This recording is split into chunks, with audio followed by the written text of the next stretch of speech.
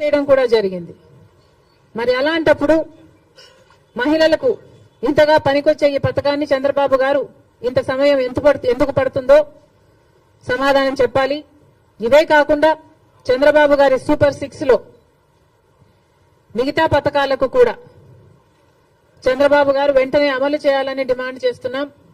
ఈరోజు కొత్తగా నిన్న చంద్రబాబు గారు ఇచ్చిన జియో ప్రకారము అమ్మకి వందనం అనే పథకం,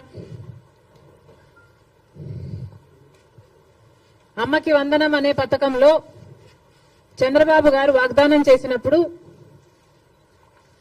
ప్రతి తల్లికి ఎంతమంది బిడ్డలుంటే అంతమంది, ఒకరుంటే 15,000 వస్తుంది, ఇద్దరుంటే 30,000 వస్తుంది, ముగ్గురుంటే 45,000 వస్తుంది, నలుగురుంటే ఏకంగా 60,000 వస్తుంది అని చంద్రబాబు గారు ఊదరగొట్టి మరీ